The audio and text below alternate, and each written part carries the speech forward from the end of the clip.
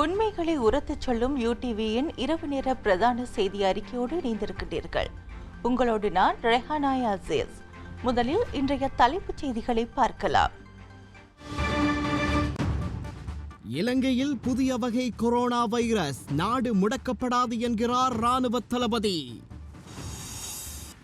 துறைமுக நகர சட்ட மூலத்துக்கு எதிரான மனுக்களின் விசாரணை நிறைவு, தீர்ப்பு சபாநாயகருக்கு. நடு வீதியில் வெட்டி சாய்த்தாலும் குற்றவாளிகளுக்கு எதிராக என் குரல் ஓங்கும், அனுரகுமார சபையில் சீற்றம். මහාමග මරාදමුවද මේ දූෂිතයන්ට වංචනයකට චෞරවලට එරෙහිව කරන සටන නතර කරන නොකරන බව සභාපතිතුමනි මම සපත කර සිටින මේ පාර්ලිමේන්තුවේ. மத்ராசா இஸ்லாமிய அடிப்படைவாதம் குறித்து 2 வாரத்திற்குள் நடவடிக்கை எடுக்க வேண்டும், அதுரலிய ரத்ன தேரர் சூளுரை. ஹரீனுக்கு என்ன நடந்தது? சூடு பிடித்தது நாடாளுமன்றம். இவை இன்றைய தலைப்புச் செய்திகள். விரிவான செய்திகளில் முதலில் உள்நாட்டு செய்திகள்.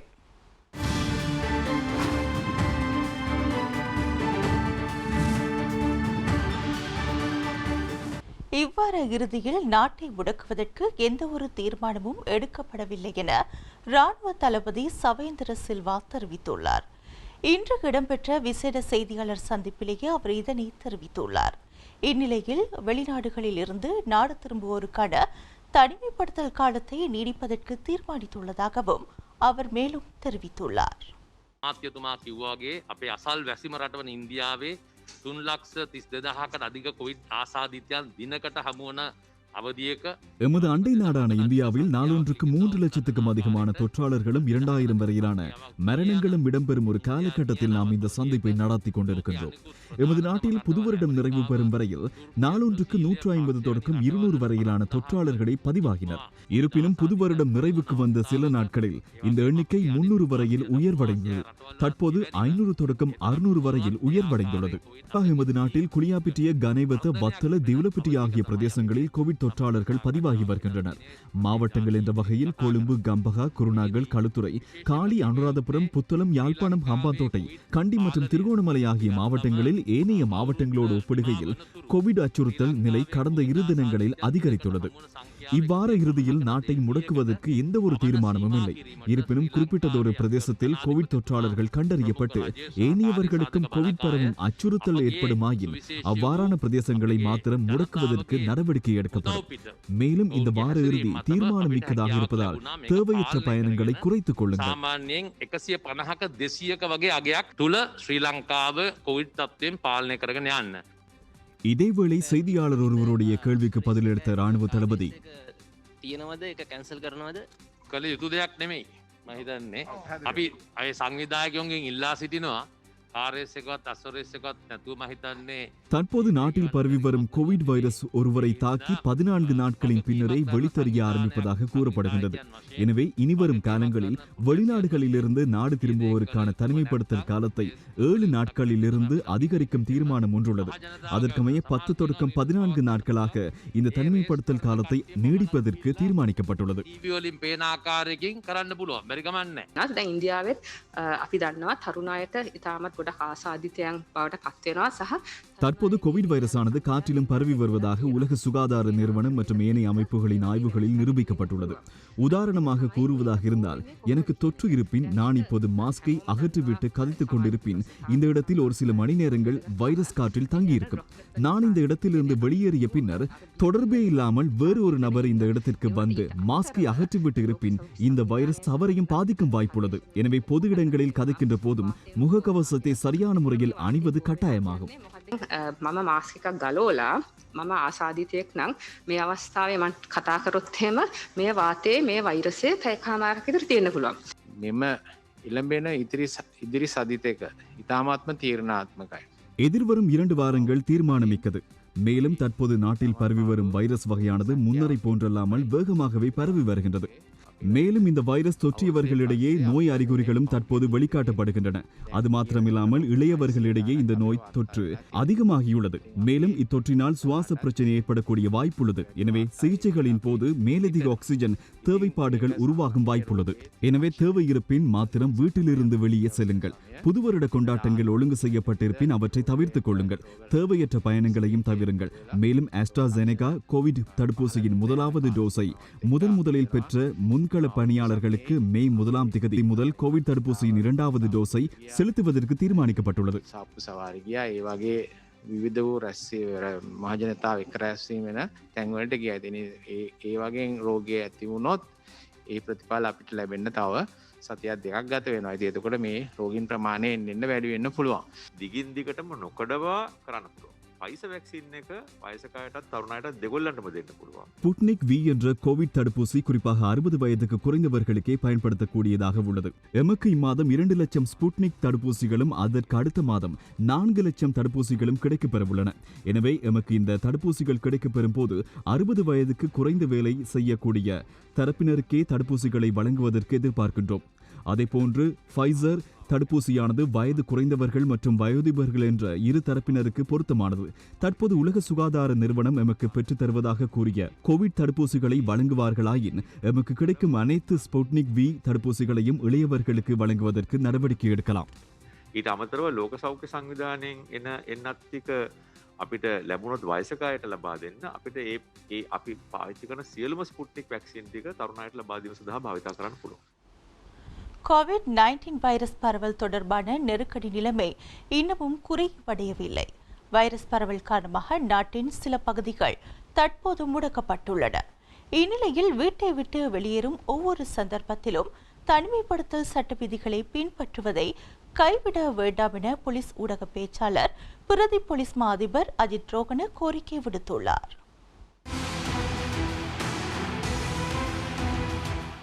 கடந்த 2 மாதங்களின் பின்னர் நேற்றைய தினம் நாட்டில் அதிகளவான கோவிட் தொற்றாளர்கள் பதிவாகியிருந்தனர். இதற்கமைய 672 பேர் கோவிட் தொற்றாளர்களாக பதிவாகியுள்ளனர். பெலியகுட கோவிட் கொத்தனியில் 657 பேரும் வெளிநாடுகளிலிருந்து வருகை தந்த 15 பேரும் பதிவாகியுள்ளனர். இவர்களில் அதிகளவானவர்கள் கொழும்பு மாவட்டத்தில் பதிவாகியுள்ளனர். கொழும்பு மாவட்டத்தில் 192 பேரும், கம்பஹா மாவட்டத்தில் 117 பேரும், குருநகல் மாவட்டத்தில் 99 பேரும், களுத்துறை மாவட்டத்தில் 64 பேரும், புத்தள மாவட்டத்தில் 39 பேரும் பதிவாகியுள்ளனர். இதேவேளை நாட்டில் நேற்றைய தினம் மேலும் 5 கோவிட் மரணங்கள் பதிவாகியுள்ளன. நாட்டில் உறுதி செய்யப்பட்ட மரணங்களின் மொத்த எண்ணிக்கை 634ஆக உயர்வடைந்துள்ளது. கும்புகெட்டே போலீஸ் பிரிவின் நீராவிய கிராம சேவகர் பிரிவு மற்றும் வெள்ளாவள போலீஸ் பிரிவின் நிகதலுபொத்த கிராம சேவகர் பிரிவு ஆகியன இன்று காலை 7 மணி முதல் தனிமைப்படுத்தப்பட்டுள்ளன.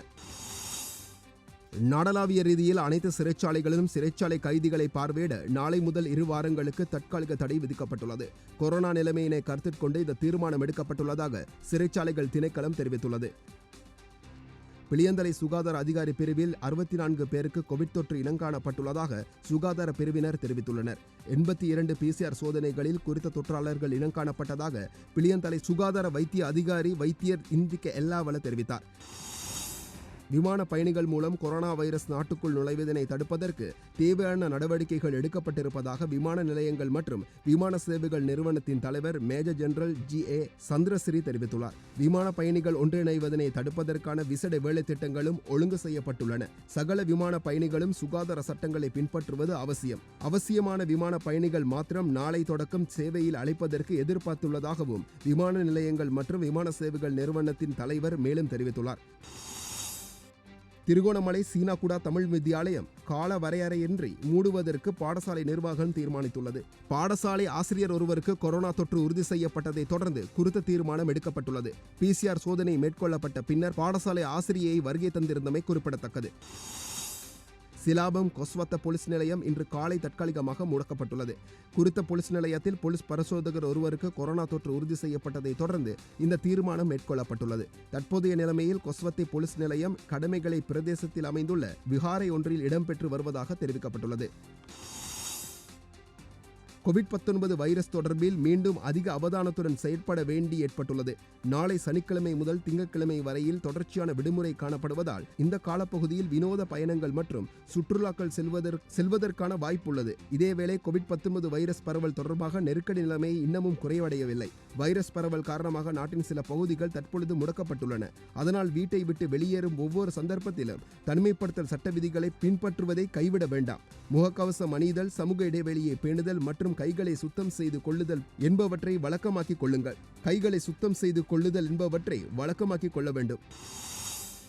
இந்நிலையில் கோவிட்-19 தொடர்பான புதிய வழிகாட்டல்கள் வெளியிடப்பட்டுள்ளது. ஆரம்ப சுகாதார சேவைகள், தொற்று நோய்கள் மற்றும் கோவிட் நோய் கட்டுப்பாட்டு ராஜாங்க அமைச்சினால் இந்த வழிகாட்டல்கள் வெளியிடப்பட்டுள்ளது. குறித்த வழிகாட்டலில் அத்தியாவசிய சேவைக்கு மாத்திரம் அனுமதி வழங்கப்பட்டுள்ளது. அத்தியாவசிய தேவைகளை தவிர்த்த ஏனைய செயற்பாடுகளுக்காக வீட்டிலிருந்து வெளியே செல்வதற்காக 2 பேர் மாத்திரம் அனுமதி வழங்கப்பட்டுள்ளது. பேருந்து, தொடருந்து போன்ற பொது போக்குவரத்துகளின் பொழுது இருக்கைகளின் எண்ணிக்கைக்கு அமையவே பயணிகள் பயணிக்க முடியும்.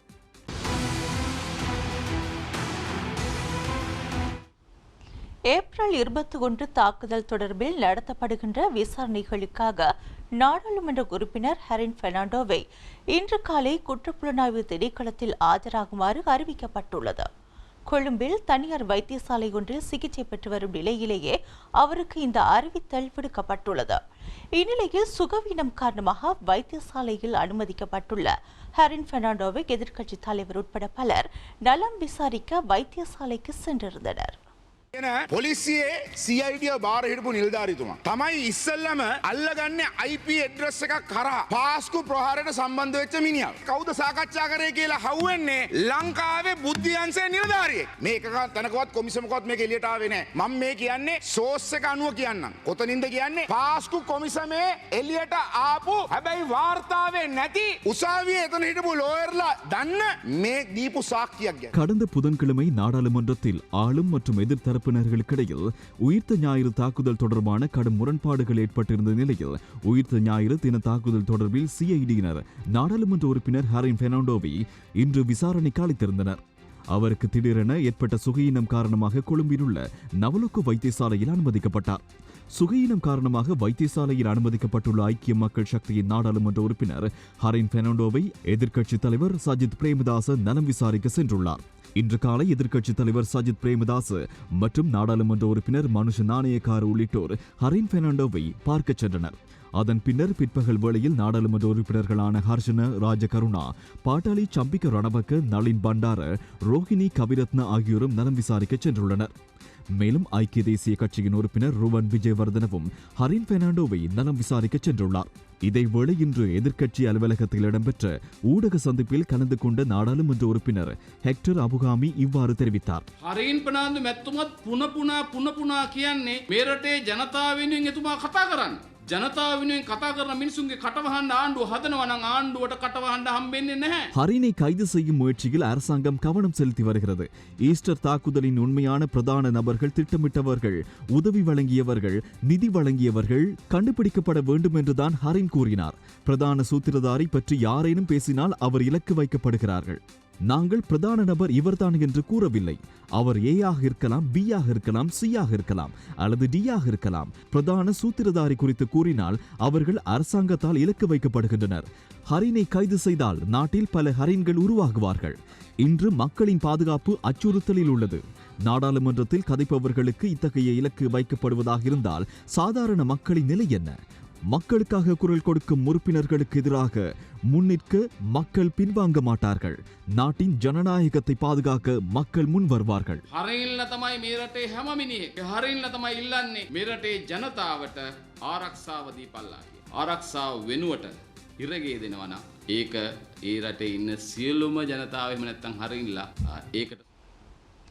இந்நிலையில் நாடாளுமன்ற உறுப்பினர் ஹரின் பெர்னாண்டோவை குற்றப்புலனாய்வு பிரிவினர் அழைத்துள்ளமை குறித்தும் அவர் கைது செய்யப்பட உள்ளதாக கூறப்படும் காரணம் குறித்தும் எதிர்க்கட்சித் தலைவர் சபையில் கேள்வி எழுப்பியதை அடுத்து ஆளும் எதிர்க்கட்சி உறுப்பினர்கள் இடையில் இன்று சபையில் கடும் வாக்குவாதம் ஏற்பட்டிருந்தது.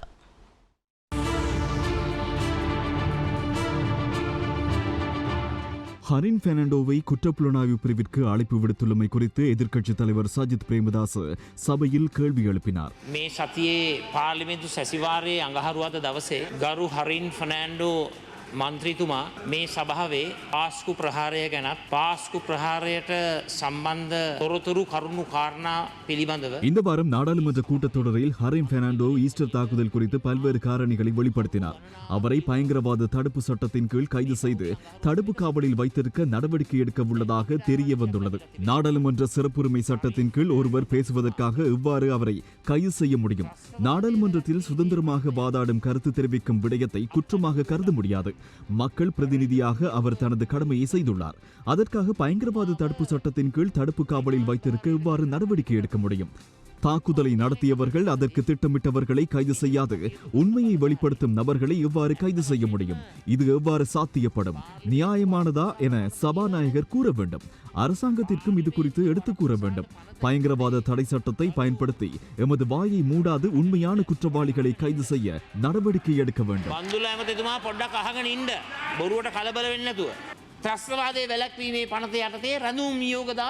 එතුමා කොහොමද හිරබාරයට ගන්න? මේක සාධාරණද? මම ඔබතුමාගෙන් ඉල්ලීමක් කරන්න කැමතියි. කරුණාකරලා රජයට ප්‍රකාශ කළ සිටින්න මන්ත්‍රීවරයෙක් ප්‍රකාශයක් කරපු පමණින් සත්‍ය තොරතුරු රටට හෙළිදරව් කරපු පමණින් එතුමාව එහෙම අත්අඩංගුවට ගන්නට කිසිසේත්ම හැකියාවක් නැහැ. කතානායකතුමනි ආණ්ඩු පක්ෂයේ මන්ත්‍රීවරු වගේ පැමිණිල්ලක් දාලා තියෙනවා. ஹரின் பெர்னாண்டோ கூறிய சில காரணிகளுக்காக அவரை கைது செய்ய வேண்டும் என ஆளும் கட்சி பின்வரிசை உறுப்பினர்கள் சிலர் குற்றப்புலனாய்வு பிரிவில் முறையிட்டுள்ளனர். நாடாளுமன்றத்தில் எக்கருத்தையும் பேச முடியும். அதேபோல் கர்தினால் கூறியதை சற்று கவனத்தில் கொள்ள வேண்டும். எதிர்க்கட்சி கேட்கும் கேள்விகளுக்கு அரசாங்கம் பதில் கூற வேண்டும் என. ஆகவே இந்த தாக்குதலை நடத்திய பயங்கரவாத குழுவுடன் ஒரு சில புலனாய்வு அதிகாரிகள் தொடர்பில் இருந்துள்ளனர். அதனையே ஹரின் பெர்னாண்டோ கூறினார். මේ ත්‍රස්තවාදීන් එක හැම එක්කෙනාම නෙමෙයි යම්කිසි පිරිසක් සම්බන්ධකම් තියෙනවා. ඒක තමයි හරින් ප්‍රනාන්දු මැතිතුමා කිව්වේ. ඉතින් කාදිරේ උන්දාසෙත් කියන්නේ හරින් ප්‍රනාන්දු මන්ත්‍රීතුමා අහන ප්‍රශ්න වලට එතුමා අත්අඩංගුවට ගන්න නැතුව ඒවට උත්තර දෙන්න. මේ පාර්ලිමේන්තුවේ වරප්‍රසාදවලට තියෙනකොට යට ඒවට කිසි කෙනෙක්වත් අත්අඩංගුවට ගන්න ඉඩ දෙන්නේ නැහැ අපි ආණ්ඩුවක් හැටියට. ඒක ඔබතුමත් එක්ක අපි ආණ්ඩුවක් හැටියට නිවැරදිව හිට ගන්න. நாடாளுமன்றத்தில் வரப்பிரசாதத்திற்கு அமைய பேசிய விடயங்களுக்காக யாரையும் கைது செய்ய இடமளிக்க மாட்டோம். அரசாங்கமாக இந்த நிலைப்பாட்டில் நாம் உள்ளோம். உண்மைகள் தெரியும் என்றால் சபைக்கு கூறிக்கொண்டு இருக்காது. உங்களுக்கு தெரிந்த காரணிகளை உரிய இடத்தில் முறையிட வேண்டும். உண்மைகளை கண்டறிய வேண்டும். குற்றவாளிகளை கண்டறிய வேண்டும் என்றால் தெரிந்த உண்மைகளை போலீசாருக்கு கூற வேண்டும். நாடாளுமன்றத்தில் கூறிய விடயங்களுக்காக ஹரின் பெர்னாண்டோவை கைது செய்ய முடியாது. அவரை கைது செய்வதாக யார் கூறியது? அவ்வாறான எந்த ஒரு முயற்சியும் இல்லை. அவரை கைது செய்ய அரசாங்கம் எப்போதும் கூறவும் இல்லை. எனவே பொய்யான பிரசாரங்களை கொண்டு அரசியல் செய்ய வேண்டாம்.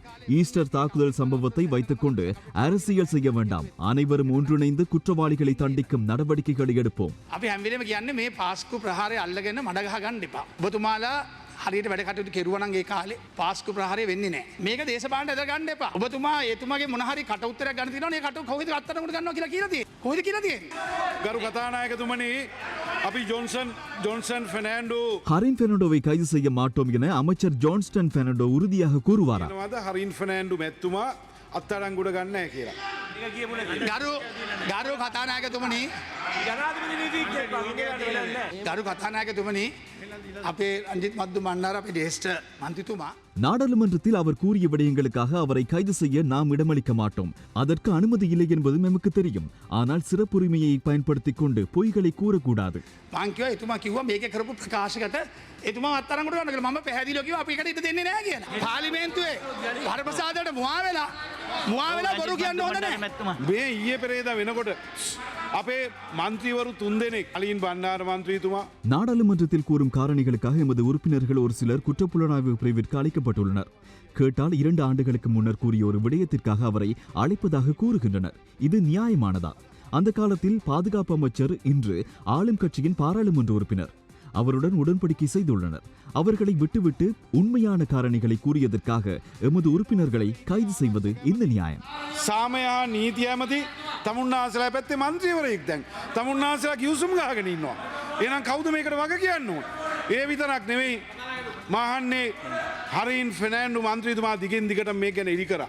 இதனையடுத்து நாடாளுமன்ற உறுப்பினர்களான சமிந்த விஜயஸ்ரீ, நளின் பண்டார, மனுஷ நாணயக்கார் ஆகியோரும் ஒழுக்கு பிரச்சனை எழுப்பி இதே காரணிகளை கேள்வி எழுப்பினர். හැබැයි පාර්ලිමේන්තු වර ප්‍රසාද නිසා මේක ඇතුලේ කරන්නේ දාන්නේ පරණ කේස් එකක්. හැබැයි ඇත්ත කාරණේ මේ පාර්ලිමේන්තුවේ කරපු බලපත්‍ර හෙළිදරව්ව.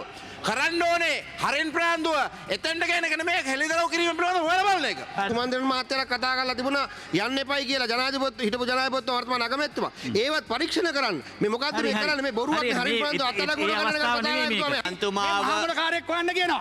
ගිහිලා කට උත්තර දෙනවා කියලා පැස්ස කියලා CID කියලා බොරු කියන්නේ. நாடாளுமன்ற உரைகளுக்காக எவரையும் கைது செய்யவில்லை. ஆனால் ஹரின் முதுகெலும்பு இல்லாத நபர் போன்று நாடாளுமன்றத்தில் பொய்களை கூறிவிட்டு வெளியில் ஒளிந்து கொள்கின்றார். இதனை கைவிட வேண்டும்.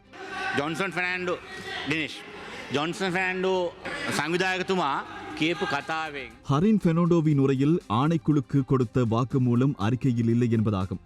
எனவே 22 பகுதிகளை கொண்ட இந்த அறிக்கையில் 2 அறிக்கைகள் மட்டுமே கிடைத்துள்ளன. எனவே முழுமையான அறிக்கையை பாராளுமன்றத்தின் நூலகத்திற்கு வழங்க வேண்டும். இது முஸ்லிம் சமூகத்திற்கு மிக முக்கியமான ஒன்றாகும். අපටත් මේ මුස්ලිම් ජනතාවටත් මේක අවශ්‍යයි බලාගන්නට. මොකද අපිට දැන් වෙලුම් 22ක් තියෙනවා මේ පාස්කු කොමිසම් සභාවේ වාර්තාවේ වෙලුම් 22ක්. ඒකෙන් අපට ලැබිලා තියෙන වෙලුම් 2ක් විතරයි. කරුණා කරලා අඩුම වශයෙන් එක සෙට් එකක් වෙලුම් එක සෙට් එකක් ලයිබ්‍රරියට බාලා දෙන්න. මේ රවුෆකි ඇමතුමා හිටපු ඇමතුමාට මම ගොඩක් ගරු කරන පුද්ගලෙක්. මම එතුමාට කිව්වා මම පාර්ලිමේන්තුවත් මම එතුමාට වචනයක් විරුද්ධව කතා කරන්නේ නැහැ කියලා. මම හිරගෙදර ඉද්දී என்னை சிறையில் அடைத்த வேளையில் எனக்கு குடிக்க தண்ணீர் கூட வழங்கவில்லை. இதனை உங்களிடம் கூறிய பின்னர் நீங்கள் தண்ணீர் வழங்க ஏற்பாடு செய்தீர்கள். எனவே அந்த நன்றியை நான் மறக்கவில்லை. ஆனால் ஒன்றினை நினைவில் வைத்துக் கொள்ள வேண்டும். பயங்கரவாதிகள் வைத்தியசாலையில் இருந்த வேளையில் சென்று பார்த்த நபர் நீங்கள்.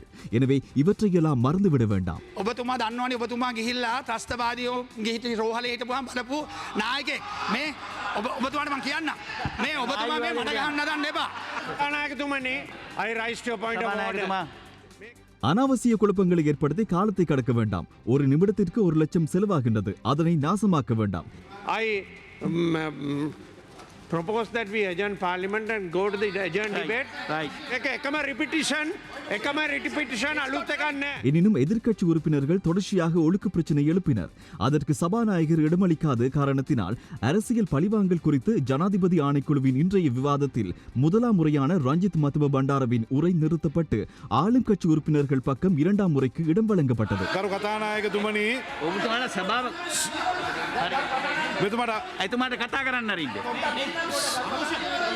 අපි අද කතා කරන්නේ මේ විවාද වුණත් ලොකු ප්‍රශ්නයක් තියෙනවා පාර්ලිමේන්තු මන්ත්‍රීවරයෙක් පාර්ලිමේන්තුවේ කතා කරා කියලා. எமக்கு சபைக்குள் உரையாற்ற பயமாகவே உள்ளது. நாம் உண்மைகளை கூறினால் கைது செய்யும் நிலைமை ஏற்பட்டுள்ளது. எனவே எமது பாதுகாப்பிற்கு சபாநாயகர் பொறுப்பு கூற வேண்டும். இதற்கு பதில் கூறிய சபாநாயகர் நான் எவ்வாறு பாதுகாப்பு வழங்குவது என சிரித்துக் கொண்டே கூறினார். මොකෝ අපිට කතා කරන්න බයයි මෙතන. ඔබතුමා විවාදේ කරනවද නැත්නම් ඔබතුමා නෑ විවාදේ කරන්න ඉස්සර මට සාතිකයක් දෙන්න. මම සාතිකය දෙන්න. මේ මන්ත්‍රීවරු ගිහිල්ලා පොලිසිය පැමිණිලි දානයක් ගැන මට සාතිකයක් දෙන්න බෑ. මෙතන ගොඩක් කාරණා තියෙනවා.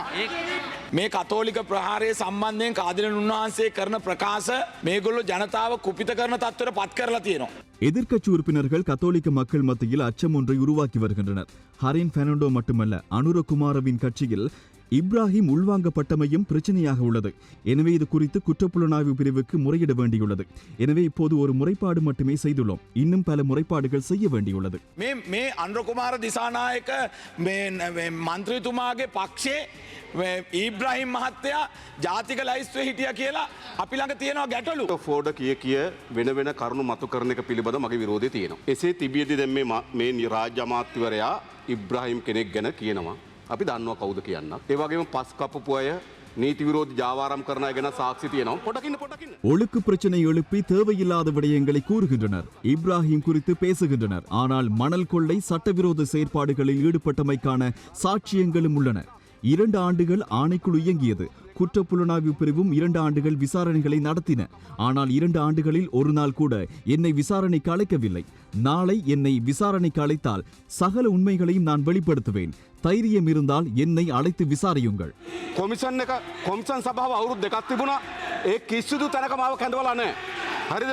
ගරු කතාන හෙට කැඳවනවා නම් බොහොම ස්තුතියි දැන් විවාදයට යන්න. ගරු කතා මාව කැඳවනවා අපරාධ පරීක්ෂා දෙපාර්තමේන්තුවට. දැන් විවාදයට යන්න. කියන්න ලෑස්ති තියෙන තොරතුරු ඔක්කොම.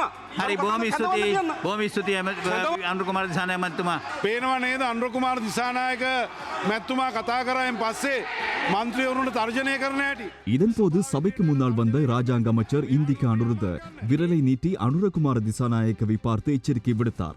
இதனை அடுத்து ஆளும் கட்சி உறுப்பினர்கள் கூச்சலிட்டு சபை நடுவே வர முற்பட்ட வேளையில் சபாநாயகர் ராஜாங்க அமைச்சர் இந்திக்க அனுருதவிற்கு எச்சரிக்கை விடுத்து ஆசனத்தில் அமருமாறு 2-3 தடவைகள் வலியுறுத்தினார். මන්ත්‍රීවරුන්ට තර්ජනය කරන හැටි. සභාව ඉදිරියට ඇවිල්ලා තර්ජනය කරන හැටි. ඇවිල්ලා මේ කරන දේ බලන්න. මේ පාර්ලිමේන්තුවේ මෙන්න පාර්ලිමේන්තුවේ භාෂණේ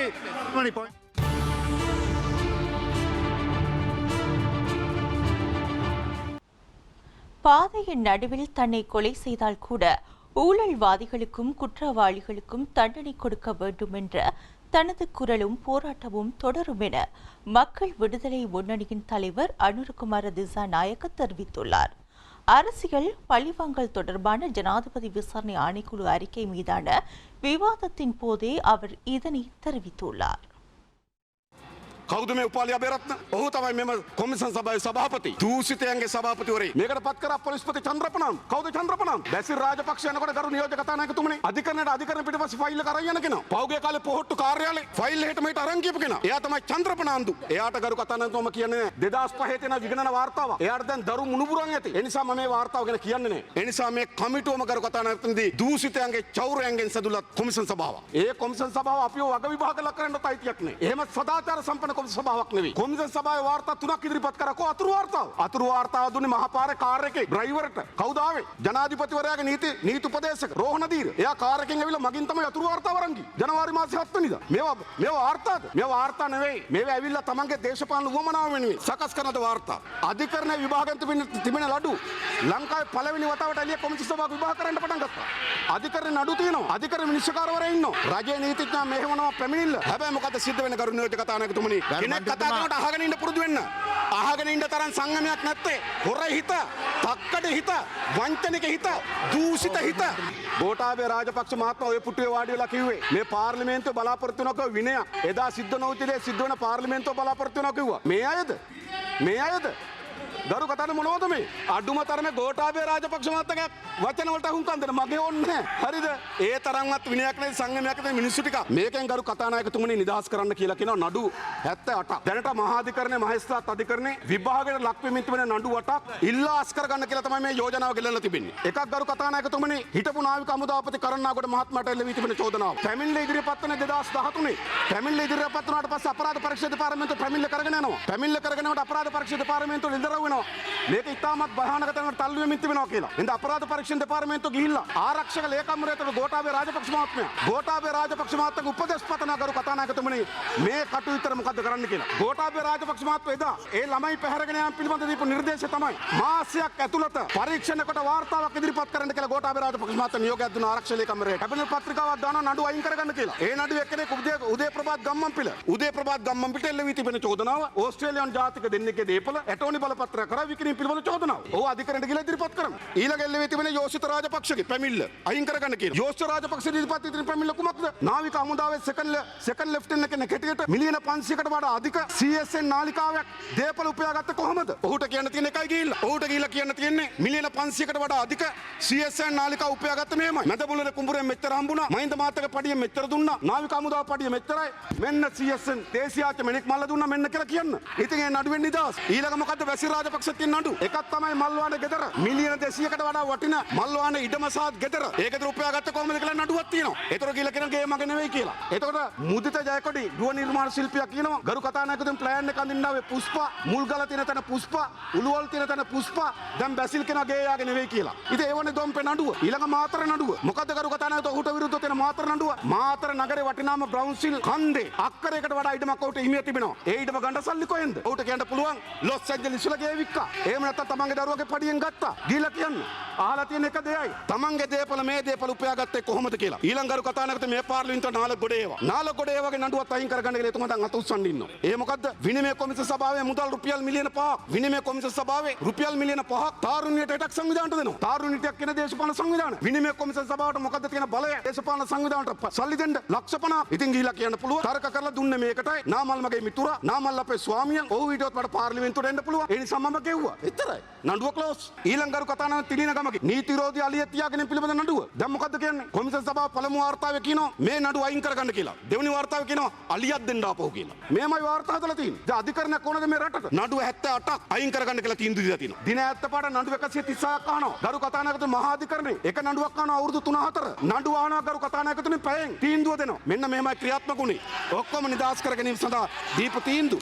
ජාලී වික්‍රමසූරිය ගරු කතානායකතුමනි මේ මහා අධිකරණයෙන් අපගත්තා. නඩුව තමයි ඇමරිකන් එක්සත් ජනපදයේ තානාපති කාර්යාලයක් මිලදී ගැනීම හා තානාපති කාර්යාලය මිල විකිණීමේදී කරන වංචාව පිළිබඳ නඩුව මහා අධිකරණයට ආවා. මහා අධිකරණයෙන් කරු කතානායකතුමනි අපදුන්නා. අපදුන්නාට පස්සේ මොකද කරේ? ජාලී වික්‍රමසූරියක් පැන්නා. අපදුන්නු කාන්තාව දෙන්නක් පැන්නා. දැන් මොකද කරන්නේ? ඒ පැමිණිල්ල විභාග කරා. අඩුමතරම ජාලී වික්‍රමසූරිය මේ පැමිණිල්ල විභාග කරන්න කොමිසම් සභාවට එක දවසක්වත් ආවේ නැහැ. හැබැයි මොකද කරන්නේ? එයත් නිදහස් කරන්න කියනවා. කරු කතානායකතුමනි රතු වරෙන්තුකාරය නිදහස් කරන්න කියනවා. මොකද්ද මේ කියන්නේ? ඊළඟ නිස්සංග සේනාධිපති ගිනියාවි ආයුධ පවත්වාගෙන ගැනීමත් ආණ්ඩුවට ලැබිය යුතු ලාභ අයිතු ලෙස උපයා ගැනීමත් මේක නඩුවක් නෙවෙයිද? ඇවන්ගාඩ්ගේ සල්ලි ගන්න, ඇවන්ගාඩ්ගේ පස්සේ යන, ඇවන්ගාඩ්ගේ ගොදුරු බවට පත්වලා ඉන්න, ඇවන්ගාඩ්ගේ ගෝලයන්ට මේව රකින්න පුළුවන්. හැබැයි අපි රකින්න ලෑස්ති නෑ මතක තබා ගන්න. උදයන්ග වීරතුංගට නඩු දෙකක් තියෙනවා. එකක් තමයි කරු කතානායකතුමනි ආනාපති කාර්යාලය නිලධාරියෙක් ඝාතනය කිරීම නඩුව. දෙවෙනි නඩුව තමයි මිග් ප්‍රහාරක යන ගනුදෙනු නඩුව. අපේ රටේ යුද්ධයක් තියෙන වෙලාවක සෑම ජනතාවම තමන්ගේ පොඩි දරුවා තමන්ගේ කැටේ කඩලා යුද්ධයට අරමුදලට සල්ලි වේදම් කරපු රටක් මේක. හැබැයි එහෙම කරගෙන මොකද කරන්නේ? මේකට අවශ්‍ය වෙන ප්‍රහාරක යන ගේනවා. මිග් ප්‍රහාරක යන 4 මිලදී ගැනීම සඳහා යුක්‍රේන රාජ්‍යයත් එක්ක ගවර්න්මන්ට් ටු ගවර්න්මන්ට් ඇග්‍රීමන්ට් එකක් සාකච්ඡා කරලා කියනවා. ගාන මිලියන 7යි. හැබැයි දීලා තියෙන මිලියන 14. කොයිතුරු ඩොලර් මිලියන 7. අහන්න ඕනේ නැද්ද මේක? මිලියන 1400. ඒ නඩුව තමයි උදයන්ග වීරතුංගට තියෙන්නේ. ඒ නඩුව තමයි ගෝඨාභය රාජපක්ෂට තියෙන්නේ. ගමේ දරුවන් තමන්ගේ කැටේ කඩලා යුද්ධයට අරමුදල් හදන වෙලාවක යුද්ධයට තමන්ගේ කැටේ සල්ලි එකතු කරලා දෙනකොට රටේ නායකයෝ යුද්ධය අවියාව දෙනකොට හොරකම් කරපු නායකයෝ මේගොල්ලෝ දේශප්‍රේමී වෙන්නේ. අන්න ඒ නඩුව අයින් කරගන්න කියලා දෙනවා. ඒ ගෝඨාභයගේ නඩුව. ඒ විතරක් නෙවෙයි ගරු කතානායකතුමනි මේකට ආවේ නැතුවට එතුමා මුක්තිය ආරා නඩුවක් අයින් කරගත්තා. ගරු කතානායකතුමනි මේ රටේ යාචකයෙක් වුණත් තමන්ගේ අම්මා තාත්තගේ සෝනා දන්නේ තමන් හම්බ කරලා ලංකාවේ පළවෙනි වතාවට අම්මගේ තාත්තගේ සෝනා දුවා ආණ්ඩුවේ සල්ලි වලින්. මොන නායකද මේගොල්ලෝ? ඒව ගරු නියෝජක කතානායකතුමනි අයින් කරගෙන තියෙන්නේ කොමිසම් සභාවෙන් නෙවෙයි ජනාධිපති මුක්තියට අයින් කරගෙන තියෙන්නේ. ඒ කිසිවක් අධිකරණයේ නිදොස්කට නිදහස් වී නැහැ. මට කොතනකාරී මේ වංචනිකට දඬුවම් දෙන්න ඕනකම තිබෙනවා. අම්මගේ තාත්තගේ සෝනා දෙපක බොරුද? අයිතිකාරයන්ට මල්වාන ගෙවල් බොරුද? බ්‍රවුන් සිල් වල අක්කර ගණන් ගත්ත එක බොරුද? CSN නාලිකාව යෝසිත අයිති බව බොරුද? මොනවද මේ බොරු කියන්නේ කරු නියෝජක කතානායකතුමනි? මේ නම් මා කියන දෙක නමක් අසාන්තුර නෙවෙයි. ඔවුන් මේ රටේ මහජනක දේපල කෝටි ප්‍රකෝටි ගණන් මංකොල්ල කාපු හොරු වංචනික දූෂිතයෝ. දූෂිතෙන් නිදහස් කරන්න කියනවා විතරක් නෙවෙයි. ඊළඟ මොකද්ද කියන්නේ? මේ දූෂිතයන් පිළිබඳ පරීක්ෂණ කරපු නිලධාරීන්ට නඩු දාන්න කියනවා. නඩු පවරපු නීතිපති දෙපාර්තමේන්තුවේ නිලධාරීන් ඒගොල්ලන්ට නඩු දාන්න කියනවා. හොරාට නිදහස් දෙන්න කියලා. කවදද ලංකාවේ මෙම නීතිය ක්‍රියාත්මක වෙන්නේ? ඒ විතරක් නෙවෙයි. නඩු ආපු අධිකරණ විනිශ්චයකාරතුමාට නඩු දාන්න කියනවා. අධිකරණයේ විනිසුරුතුමාටත් නඩු දාන්න කියලා උපාලි අබේරත්න කියනවා. අධිකරණ නිලධාරීන්ට නඩු දාන්න. ෆැමිලි දාපු මට නඩු දාන්න. ෆැමිලි දාපු මට නඩු දාන්න. අපි හම්බෙමු අධිකරණෙදී. මේ අපරාධකරුවන් මේ චෞර්යයන් නිදහස් කරගැනීම සඳහා මේ පාර්ලිමේන්තුව අත උස්සන්න ඕන. මහජනක දේපල කෝටි ප්‍රකෝටි ගණන් හොරකම් කරපු චූදිතයන් චෞර්යයන් නිදහස් කරන්න කැබිනට් මණ්ඩලය අත උස්සනවා. ගරු කතානායකතුමනි ලංකාවේ පළවෙනි වතාවට තමන්ගේ නඩුව අයින් කරගන්න කියලා කැබිනට් මණ්ඩලය උදේගම්ම පිළ අත උස්සනවා. තමන්ගේ නඩුව අයින් කරගන්න කියලා පාර්ලිමේන්තුවේ නාලගොඩේ අත උස්සනවා. ඒ වෙලාවේ මං හිතන පොඩ්ඩක් එළියට ගිහින් ඉන්න කියලා අඩුම තරමේ. සදාචාරයක් තියෙනවා. මේ චෞර වලලට එරෙහිව සටන් කළ යුතු නැද්ද? මේ වංචනිකයන්ට, මේ ත්‍රාටයන්ට, මේ අපරාධකාරයන්ට, මේ දූෂිතයන්ට එරෙහිව ගරු කතානායකතුමනි සටන් කරනවා. ඒක කොමිසම් 7-8ක් නෙවෙයි, ඉරගවල 7-8ක් නෙවෙයි, මහා මග මරා දමුවද මේ දූෂිතයන්ට වංචනිකයන්ට චෞර වලලට එරෙහිව කරන සටන නතර කරන නොකරන බව අර සභාපතිතුමනි මම සපත කර සිටින මේ පාර්ලිමේන්තුවේ மദ്ரசா பாடசாலை இஸ்லாமிய அடிப்படைவாதம் தொடர்பில் அரசாங்கம் உயிர்த்த ஞாயிறு ஜனாதிபதி விசாரணை ஆணைக்குழு அறிக்கையின் பரிந்துரைகளை 2 வார காலத்திற்குள் முழுமையாக செயற்படுத்த வேண்டும் என நாடாளுமன்ற உறுப்பினர் அத்துரலிய ரத்னதேரர் கோரிக்கை விடுத்துள்ளார். கொழும்பில் இடம்பெற்ற செய்தியாளர் சந்திப்பொன்றில் உரையாற்றும் போதே இவ்வாறு தெரிவித்துள்ளார். සභාවේ වැදගත් නිර්දේශ ගණනාවක් කියලා තියෙනවා. ආගමික පදනමක් මත හැදිච්ච මැලේසියාවේ වහබ්වාදයේ තහනම් කරන්න පුළුවන් නම් අපේ රටේ ඇයි වහබ්වාදයේ තහනම් කරනවද නැද්ද කියලා මේ ආණ්ඩුවට කියන්න බැරි. ஏப்ரல் 21 குண்டு தாக்குதல் சம்பவம் இடம்பெற்று 2 வருடங்கள் நிறைவு பெற்றுள்ள நிலையில் உண்மையான சூத்திரதாரியை கண்டறிவதற்கும் இஸ்லாமிய அடிப்படைவாதத்தை இல்லாதொழிக்கும் முறையான நடவடிக்கைகளும் முன்னெடுக்கப்படவில்லை. ஏப்ரல் 21 குண்டு தாக்குதல் சம்பவம் இடம்பெற்றதற்கு கடந்த அரசாங்கமும் இஸ்லாமிய அடிப்படைவாதத்தை இல்லாதொழிக்க முன்னெடுக்க வேண்டிய நடவடிக்கைகளை செயற்படுத்தாமைக்கு தற்போதைய அரசாங்கமும் பொறுப்பு கூற வேண்டும். பயங்கரவாதி சாரான் தற்கொலை குண்டுதாரியாக தன்னை மாய்த்துக் கொண்டதுடன் இஸ்லாமிய அடிப்படைவாதம் அழியப்படவில்லை. அடிப்படைவாதிகளினால் சாதாரண முஸ்லிம் சமூகத்தில் இருந்து பலர் அறிந்தும் அறியாமலும் மூளைச்சலவை செய்யப்பட்டு அடிப்படைவாத கொள்கைக்கு ஈர்க்கப்பட்டுள்ளார்கள். அடிப்படைவாத கொள்கை உடையவர்களினால் எப்போதாவது பாரதூரமான செயற்பாடுகள் முன்னெடுக்கப்படும். சாதாரண முஸ்லிம் இளைஞர் யுவதிகளை மூளைச்சலவை செய்து அவர்களை அடிப்படைவாதிகளாக்கும் நடவடிக்கைகளை ஒரு சில அரசு சார்பற்ற அமைப்புகளும் பல்கலைக்கழகங்களும் முன்னெடுக்கின்றன. பேட்டிகுலோ கேம்பஸ் அடிப்படைவாதத்திற்காக மூளைச்சலவை செய்யும் ஒரு பல்கலைக்கழகமாகவே காணப்படுகிறது. கிழக்கு மாகாண முன்னாள் ஆளுநர் இஸ்புல்லாவுக்கு எதிராக வழக்கு தாக்கல் செய்தேன். இதுவரையில் அவ்வழக்கு விசாரணைக்கு ஏன் எடுத்துக் கொள்ளப்படவில்லை? கிழக்கு மாகாண முன்னாள் ஆளுநர் இஸ்புல்லா பேட்டிகுலோ கேம்பஸ் தொடர்பிலும் ஏப்ரல் 21 குண்டு தாக்குதல் தொடர்பிலான ஜனாதிபதி விசாரணை ஆணைக்குழுவின் அறிக்கை சிறந்த யோசனைகளை முன்வைத்துள்ளது. இந்த யோசனைகளை செயற்படுத்துவதில் அரசாங்கம் காலம் தாழ்த்துவது சந்தேகத்துக்குரியது. ஏப்ரல் 21 குண்டு தாக்குதல் சம்பவம் இடம்பெற்றதற்கு பின்னர் கிழக்கு மாகாண முன்னாள் ஆளுநர் இஸ்புல்லா ஆளுநர் பதவியிலிருந்து விலக வேண்டும் என்று கோரிக்கையை முன்வைத்து தலதா மாளிகை வளாகத்தில் உண்ணாவிரத போராட்டத்தை தொடர்ந்தேன். ஒருவர் பதவி விலக வேண்டும் என்பதற்காக நல்லாட்சி அரசாங்கத்தில் அமைச்சரவை அமைச்சர், ராஜாங்க அமைச்சர் மற்றும் ஆளுநர் பதவி வகித்த முஸ்லிம் அரசியல்வாதிகள் அனைவரும் ஒன்றாக பதவி விலகி சிங்கள இனத்திற்கு ஒரு எடுத்துக்காட்டாக செயற்பட்டார்கள். இதனை சிங்கள அரசியல்வாதிகள் ஒரு பாடமாக புரிந்து கொள்ள வேண்டும். இஸ்லாமிய அடிப்படைவாதத்தை இல்லாதொழிக்க அனைத்து சிங்கள அரசியல்வாதிகளும் முதலில் கட்சி பேதங்களை துறந்து ஒன்றிணைந்து செயற்பட வேண்டும். மദ്രാസா பாடசாலை கல்வி திணைக்களம் அறிவுறுத்தியுள்ள பாடத்திட்டத்திற்கு முரண்பட்டதாக காணப்படுகிறது. அனைத்து இன மக்களும் கல்வி திணைக்களம் அறிவுறுத்தும் பாடத்திட்டத்தை முழுமையாக பின்பற்ற வேண்டும். மദ്രാസா பாடசாலை குறித்து ஜனாதிபதி விசாரணை ஆணைக்குழு அறிக்கையின் பரிந்துரைகளை துரிதமாக நிறைவேற்றுவது அவசியமாகும். மദ്രാസா பாடசாலைகளில் கற்கும் மாணவர்கள் கலை, விளையாட்டு மற்றும் பலதரப்பட்ட பொது துறைகளிலிருந்து விலக்கப்பட்டுள்ளார்கள். மத கருத்துகளுக்கு மாத்திரம் முன்னுரிமை வழங்கப்படுவதை ஏற்றுக்கொள்ள முடியாது. இலங்கையின் கல்வி மரபிற்கு மദ്രാസா பாடசாலைகள் பொருத்தமற்றது. காதி நீதிமன்றம் முழுமையாக தடை செய்யப்பட வேண்டும் என நாடாளுமன்றத்தில் தனிநபர் பிரேரணையை முன்வைத்தேன். இதுவரையில் எவ்வித நடவடிக்கைகளும் முன்னெடுக்கப்படவில்லை. நல்லாட்சி அரசாங்கத்தில் இயக்கிய இஸ்லாமிய அடிப்படைவாதம் தற்போதைய அரசாங்கத்தையும் இயக்குகிறதா என்ற சந்தேகம் காணப்படுகிறது. மദ്രാസா பாடசாலை, இஸ்லாமிய அடிப்படைவாதம் மற்றும் காதி நீதிமன்றம் ஆகியவை தொடர்பில் ஜனாதிபதி விசாரணை ஆணைக்குழுவின் அறிக்கையின் பரிந்துரைகளை அரசாங்கம் 2 வார காலத்திற்குள் முழுமையாக செயல்படுத்த வேண்டும். இல்லாவிடின் மாற்று நடவடிக்கைகள் முன்னெடுக்கப்படும். இஸ்லாமிய அடிப்படைவாதத்தை முழுமையாக இல்லாதொழிக்கவும் ஜனாதிபதி விசாரணை ஆணைக்குழுவின் பரிந்துரைகளை செயற்படுத்தவும் நாடாளுமன்றத்தில் அங்கம் வகிக்கும் அனைத்து அரசியல் கட்சிகளும் ஒன்றிணைந்து செயற்பட வேண்டும். මේ වහප්වාදය බිහි වෙන්න පදනම් වෙච්ච පදනම සිරියාවට 30 ගාණක් ගියේ කවද්ද? අද ඊයේ නෙමෙයි අවුරුදු ගාණක් තිස්සේ සිද්ධ වුණා. මද්‍රසා පාසල් එක දවසෙන් පටන් ගත්ත නෙමෙයි අවුරුදු ගාණක් තිස්සේ සිද්ධ වුණා. ඇයි මේවට මේ ආණ්ඩුව කටයුතු කරන්නේ නැත්තේ? මේ කොමිෂන් සභාවේ නිර්දේශ ටික, ඒ කියන්නේ දුගුකාලීනව ස්ලාම් අන්තවාදයේ ගුණනැගීමට පදනම් වන ඒ උල්පත් සම්පූර්ණයෙන් අද වහලා දාන්නයි කටයුතු කරන්න ඕන. එහෙම නැතුව විපක්ෂයට ඇඟිල්ල දික් කරන එකවත් ආණ්ඩුවට ඇඟිල්ල දික් කරන එකවත් නෙවෙයි වැදගත් දේ. මේ ජාතියේ නාමෙන් මේ අන්තවාදයේ ප්‍රශ්නයක් අද ඉන්දියාවේ ප්‍රශ්නයක්, මේක ලෝකේ ප්‍රශ්නයක්, මුස්ලිම් රටවලට ප්‍රශ්නයක්. நிர்வாகத்துறை மற்றும் நீதித்துறை ஆகியவற்றின் அதிகாரங்களை பாதுகாக்கும் வகையில் அனைவரும் ஒன்றிணைந்து துறைமுக நகர பிரச்சினைக்கு தீர்வு காண வேண்டும் என முன்னாள் பிரதமர் ரணில் விக்ரமசிங்க கோரிக்கை விடுத்துள்ளார். இதேவேளை கொழும்பு துறைமுக நகர பொருளாதார ஆணைக்குழு சட்டமூலத்தை எதிர்த்து உயர் நீதிமன்றத்தில் தாக்கல் செய்யப்பட்டிருந்த மனுக்கள் மீதான விசாரணை தொடர்ச்சியாக 5 நாட்கள் இடம்பெற்றதை அடுத்து இன்று நிறைவுக்கு வந்துள்ளது. கொழும்பு துறைமுக நகர பொருளாதார ஆணைக்குழு சட்டமூலத்தை சவாலுக்குட்படுத்தி உயர் நீதிமன்றத்தில் 19 மனுக்களும் 13 இடையூட்டு மனுக்களும் இதுவரையில் தாக்கல் செய்யப்பட்டுள்ளன. தாக்கல் செய்யப்பட்டுள்ள மனுக்கள் மீதான மேலதிக விசாரணை 5வது நாளாக இன்று மீண்டும் விசாரணைக்கு எடுத்துக் கொள்ளப்பட்டது. பிரதம நீதியரசர் ஜயந்த ஜயசூரிய, நீதியரசர்களான புவனேக அலுவிகார, பிரியந்த ஜயவர்தன, முருது பெர்னாண்டோ மற்றும் ஜனகடி சில்வா ஆகிய 5 அடங்கிய நீதியரசர்கள் குழாம் முன்னிலையில் விசாரணை இடம்பெற்றது. இந்நிலையில் சட்டமா அதிபர் சார்பில் முன்னிலையாகியிருந்த மேலதிக சொலிசிட்டர் ஜெனரல் ஃபர்சானா ஜமீல் குறித்த சட்டமூலத்தை உருவாக்குவதற்காக முன்மொழியப்பட்ட பரிந்துரைகள் உள்ளடங்கிய ஆவணங்களை நீதிமன்றத்தில் சமர்ப்பித்தார். மேலும் இன்றைய 5ஆம் நாள் விசாரணைகளுடன் கொழும்பு துறைமுக நகர பொருளாதார ஆணைக்குழு சட்டமூலத்தை சவாலுக்குட்படுத்தி தாக்கல் செய்யப்பட்டிருந்த மனுக்கள் மீதான விசாரணைகள் நிறைவு பெற்றுள்ளன. எனவே உயர் நீதிமன்றத்தின் தீர்ப்பானது எதிர்வரும் நாட்களில் சபாநாயகருக்கு அனுப்பி வைக்கப்படவுள்ளது. கொழும்பு துறைமுக நகர் பொருளாதார ஆணைக்குழு சட்டமூலம் குறித்து விசேட அறிவிப்பொன்றை விடுத்துள்ள முன்னாள் பிரதமர் ரணில் விக்ரமசிங்க இவ்வாறு தெரிவித்துள்ளார். So we decided to locate it in the port city and then look at how we could actually set up a financial. கொழும்பில் நிதி மத்திய நிலையத்தை உருவாக்கும் யோசனையை 2016ஆம் ஆண்டு அமைச்சரவையில் முன்வைத்தேன். இதற்கமைய நிதி மத்திய நிலையத்தை கொழும்பு துறைமுக நகரில் ஸ்தாபிக்க தீர்மானிக்கப்பட்டது. அந்த நிதி மத்திய நிலையத்துக்கான சட்டம் உருவாக்கப்பட்டது. ஏனெனில் அது பொருளாதாரத்தின் ஒரு பகுதி.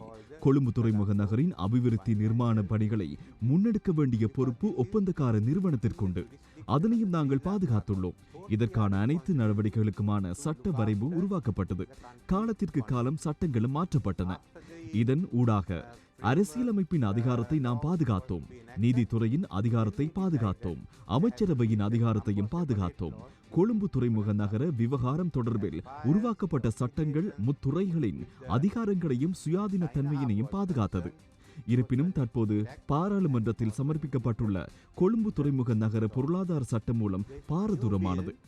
நிர்வாகத்துறையின் அதிகாரம் இல்லாமல் செய்யப்பட்டுள்ளது. நீதிமன்றத்தினதும் அமைச்சரவையினதும் அதிகாரங்கள் நீக்கப்பட்டு நாட்டின் சுயாதீன தன்மையை கேள்விக்குறியாக்கியுள்ளது.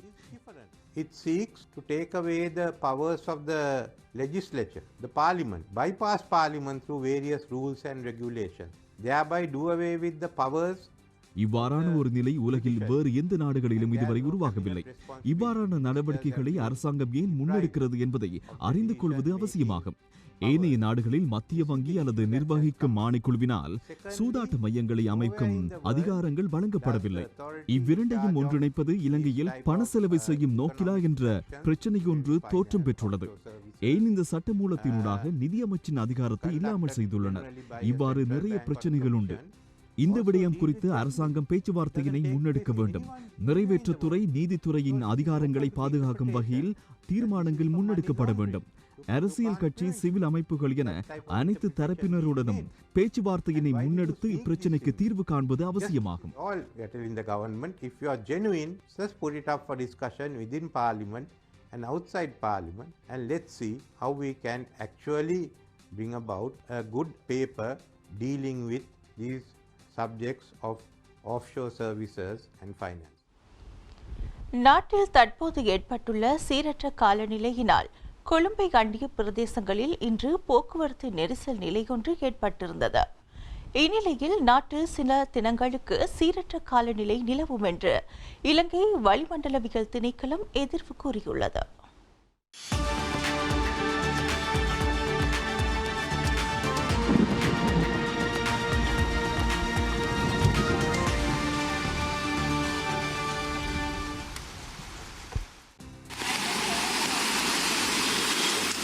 கொழும்பில் இன்று பெய்த கடும் மழை காரணமாக காலை வேளையில் பாரிய வாகன நெரிசல் ஏற்பட்டிருந்தது. பத்திரமுள்ள ராஜகிரிய மற்றும் ஆமர் வீதி ஆகிய பகுதிகளில் இவ்வாறு கடும் போக்குவரத்து நெரிசல் ஏற்பட்டிருந்ததை காணக்கூடியதாக இருந்தது. மாகாணங்களின் பல இடங்களிலும் அத்துடன் கண்டி மற்றும் நுவரெலியா மாவட்டங்களிலும் பலத்த மின்னல் தாக்கங்களுடன் இடியுடன் கூடிய மழை பெய்யக்கூடும். பலத்த காற்று மின்னல் தாக்கங்களும் ஏற்படக்கூடிய சந்தர்ப்பங்களில் பொதுமக்கள் அவதானத்துடன் செயற்படுமாறு கேட்டுக் கொள்ளப்படுகின்றனர். இத்துடன் புத்தளம் தொடக்கம் மன்னார் ஊடாக காங்கேசன்துறை வரையான கடல் பிராந்தியங்களில் மணித்தியாலத்துக்கு 50 கிலோமீட்டரிலும் கூடிய வேகத்தில் காற்று அதிகரித்து வீசக்கூடும். இக்கடல் பிராந்தியங்கள் இடைக்கிடையே கொந்தளிப்பாக காணப்படும். ஆனால் இடியுடன் கூடிய மழை பெய்கின்ற வேளைகளில் தற்காலிகமாக பலத்த காற்று வீசுவதுடன் அவ்வேளைகளில் கடல் பிராந்தியங்கள் மிகவும் கொந்தளிப்பான நிலையில் காணப்படும். 1000 ரூபாய் சம்பள விவகாரத்தில் சதித்திட்டம் ஒன்று அரங்கேறி வருவதாக நாடாளுமன்ற உறுப்பினர் ராதாகிருஷ்ணன் தெரிவித்தார். இதேவேளை பச்சை தேயிலை கொழுந்தினை பறிக்குமாறு தோட்ட நிர்வாகங்கள் வலியுறுத்தி வருவதாக தெரிவித்து லொய்னோன் தோட்ட தேயிலை தொழிற்சாலையின் முன்பாக தொழிலாளர்கள் ஆர்ப்பாட்டம் ஒன்றில் ஈடுபட்டனர். ரூபாய் சம்பள விஷயத்தில் இன்று பல்வேறு சூழ்ச்சிகள் நடைபெறுவதை நாங்கள் அவதானிக்கக்கூடியதாக இருக்கின்றது. இன்று இலங்கை தொழிலாளர் காங்கிரஸ் தலைவர்களை அழைத்து, அதாவது தாங்கள் எடுக்கின்ற நோம் 18 கிலோ அல்லது 17 கிலோவாக இருக்கின்ற நோமை 20 கிலோவாக எடுக்க வேண்டும் என்ற வற்புறுத்தலை செய்திருக்கின்றது. இது மீண்டும் தோட்ட கம்பெனிகளோடு இலங்கை தொழிலாளர் காங்கிரஸ் உறவு வைத்து இதை செய்கின்றதா என்ற சந்தேகம் இப்பொழுது எங்களுக்கு எழுகின்றது. தோட்டத்துறை மாறும் பணிகளும் ஏற்கனவே சொன்னது, நாங்கள் மேலதிக கிலோவுக்கான கொடுப்பனவு நீதிமன்ற தீர்ப்புக்கு பிறகு நாங்கள் தருவதாக சொன்னார்கள். ஆனால் இன்று அவர்கள் மாற்று கதையை கொண்டு வருகின்றார்கள். பணவுகளை கொடுப்பதற்கு தயார், ஆனால் நீங்கள் 20 கிலோ பெயருக்கு எடுக்க வேண்டும் என்ற நிர்பந்தத்தை மக்களுக்கு விதிக்கின்றதை அவதானிக்கக்கூடியதாக இருக்கின்றது. ஆகவே இன்று பல தோட்டங்களிலே மக்கள் குழம்பி இருக்கிறார்கள். அடுத்த மாதம் 5ஆம் தேதி உயர் நீதிமன்றம், அதாவது நீதிமன்ற தீர்ப்புக்கு பிறகு என்ன செய்ய வேண்டுமோ அதை நாங்கள் செய்வதற்கான நடவடிக்கையை எடுப்போம். அதற்கு வரைக்கும் தொழிலாளர்கள் தங்களுடைய நோமுக்கு மேலே எடுக்க வேண்டாம் என்பதை நாங்கள் சொல்லிக்கொள்ள விரும்புகின்றோம். ஆகவே இலங்கை தேசிய தோட்ட தொழிலாளர் சங்கமும் இன்று பிரிந்து தங்களுக்குள்ளே வேறுபட்ட கருத்துக்கள் நிலவதையும் சொல்லி வருகின்றார்கள். இந்த கூட்டு ஒப்பந்தம் மீண்டும் தேவையா இல்லையா, அந்த கூட்டு ஒப்பந்தத்தை மீண்டும் எவ்வாறு அமல் செய்ய வேண்டும் என்பதை பற்றி விவரமாக எல்லா கட்சிகளோடும் பேசி ஒரு முடிவுக்கு வர வேண்டும் என்பது எங்களுடைய நிலைப்பாடாக இருக்கின்றது.